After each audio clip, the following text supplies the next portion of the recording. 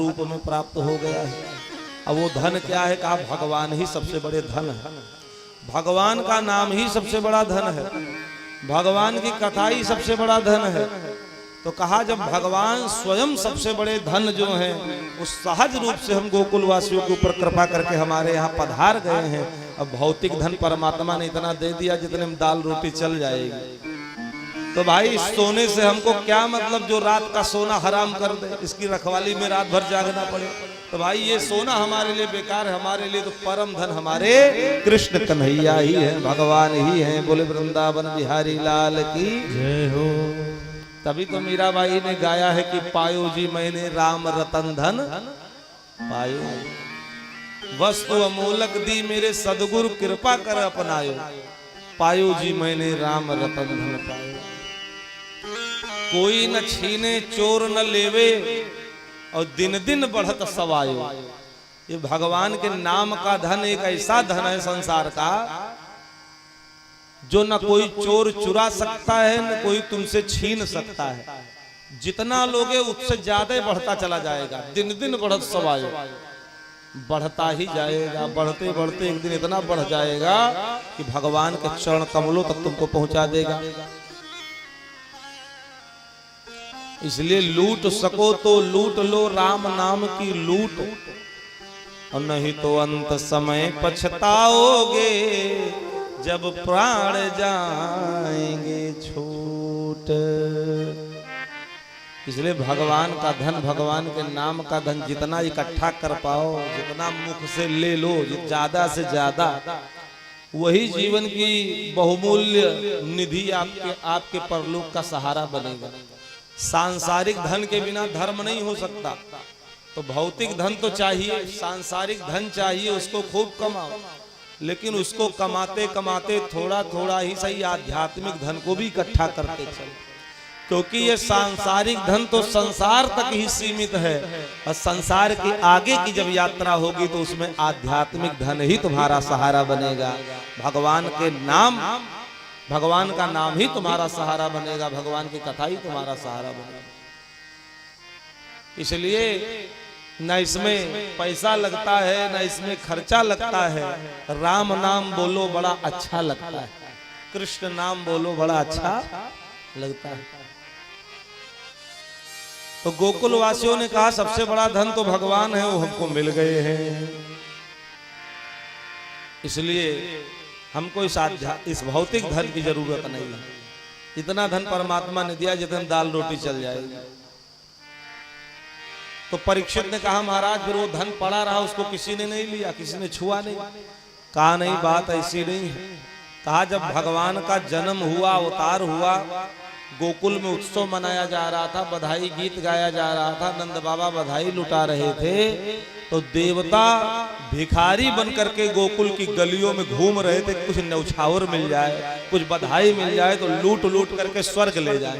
तो जो धन गोकुल वासियों ने बेकार समझ करके गोकुल की गलियों में फेंक दिया, देवता उस धन को भिखारी बन करके लूट लूट करके स्वर्ग ले जा रहे हैं। अप्सराओं को दिखा रहे हैं, देखो भगवान के जन्मोत्सव, ये बधाई नहीं, ये बधाई है।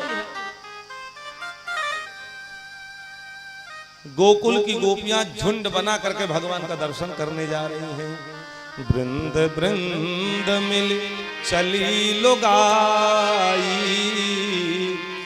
और सहज श्रृंगार किए उठ धाई। झुंड बना करके भगवान का दर्शन करने जा रही।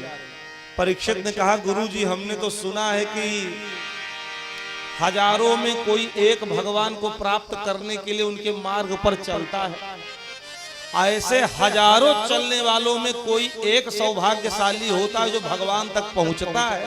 अब आप कहते हो कि झुंड बना करके गोपियां दर्शन करने जा रही हैं, तो क्या भगवान का दर्शन इतना सहज हो गया, इतना सरल हो गया कि जो आए वही दर्शन करे? तब तो ये महात्मा जो हजारों वर्ष से गुफाओं में तपस्या कर रहे, जो साधना कर रहे हैं, इनकी भक्ति बेकार है। जब भगवान ऐसे ही फ्री में दर्शन दे दें, जब भगवान बिना तपस्या के, बिना भजन के, बिना सत्कर्म के दर्शन दे दें, तो जो भजन करने वाला जीव है, जो तपस्या करने वाला जीव है, वो तो यही सोचेगा कि भाई हमारी तो साधना बेकार हो गई। हमारा तो भजन करना व्यर्थ हो गया। जब बिना भजन के ही भगवान मिल जाएंगे, जब बिना सत्कर्म के ही धर्म जीवन में उत्पन्न हो जाएगा, तो धर्म कर्म कौन करेगा? तो भगवान का दर्शन इतना सुलभ हो गया कि सब गोपियां झुंड बना करके भगवान का दर्शन करने जा रही हैं। सुखदेव जी महाराज कहते हैं नहीं नहीं, भगवान आज भी वैसे ही दर्शन देते हैं जैसे पहले देते थे। कहा जो गोपियां गोकुल की हैं, जो दर्शन करने जा रही हैं, ये कोई साधारण गोपियां नहीं है। कहा इनका श्रृंगार कैसा है? कहा सहज श्रृंगार है, कोई बनावटी श्रृंगार नहीं है, सहज रूप है। और जो सहज रूप से भगवान के सामने जाता है, भगवान उन सबको दर्शन देते हैं। तो इनकी चाल में क्या है? मेल है। ये मिल करके जा रही है, इधर उधर होके नहीं जा रही, और सहज रूप से जा रही है। तो जैसे इनका अंतःकरण है, जो अंतःकरण में है वही मुख में है। मन क्रम वचन तीनों से ये एक है, इसलिए सहज है। जो सहज होता है भगवान उससे मिल ही जाते हैं। इसलिए दुनिया वालों से मिलो तो खूब बन ठन के सज धज के मिलो, क्योंकि दुनिया यही सब देखती, हाव भाव चमक दमक, यही दुनिया वालों को यही पसंद है। तो दुनिया वाले से मिलो तो हाव भाव से मिलो, खूब चमक धमक के साथ में मिलो। लेकिन अगर भगवान से मिलो तो सहज रूप से मिलो। जिस स्थिति में हो, जिस परिस्थिति में हो, उसी स्थिति परिस्थिति में भगवान के चरण कमलों में जाओ, भगवान की शरण में जाओ। तो सहज रूप बन करके जाओगे तो भगवान तुम्हारी भक्ति जरूर स्वीकार करेंगे।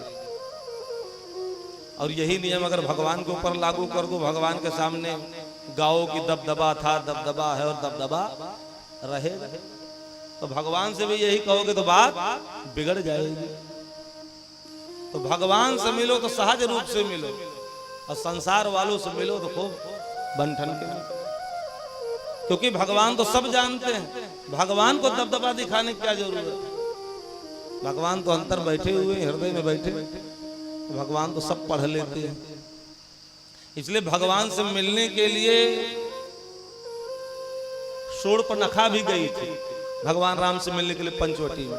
तो कैसे गई थी? रुचिर रूप धर प्रभु पह जाई। रुचिर रूप बना करके गई थी, बनावटी रूप बना करके गई थी।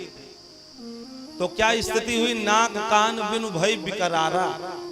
तो लक्ष्मण ने उसका नाक कान दोनों काट लिया, बेइज्जती करके उसको भगा दिया वहां से, क्योंकि वो थी राक्षसी और बन करके गई थी सुंदरी। तो भगवान के सामने बनावट चल नहीं सकती। तो कहा हकीकत छुप नहीं सकती बनावट के वसूलों से, और खुशबू आ नहीं सकती है कागज के फूलों से। तो सोची थी भाई बन ठन के जाएंगे तो भगवान स्वीकार कर लेंगे, लेकिन भगवान तो सबके हृदय की जानते हैं। भगवान ने उसको, लक्ष्मण ने उसकी बेइज्जती कर दी। तो कहने का तात्पर्य इतना है बंधुओं, भगवान बाह्य स्वरूप नहीं, भगवान आंतरिक स्वरूप देखते हैं। हृदय निर्मल होना चाहिए, हृदय पवित्र होना चाहिए। इसलिए दुनिया में यश कीर्ति, जीव के अच्छे संस्कार ही लोग स्मरण करते हैं। कोई ये नहीं कहता भाई वो आदमी बड़े अच्छे थे, मर गए, बड़े सुंदर थे जो मर गए, ऐसा कोई कहता है? आदमी यही कहता भैया बहुत अच्छे आदमी थे, बहुत अच्छा उनका संस्कार था। तो संस्कार लोग याद करते हैं, अच्छाई बुराई याद की जाती है, चेहरा किसी का याद नहीं किया जाता। इसलिए भगवान हृदय की पवित्रता को देखते हैं, हृदय की निर्मलता को देखते हैं।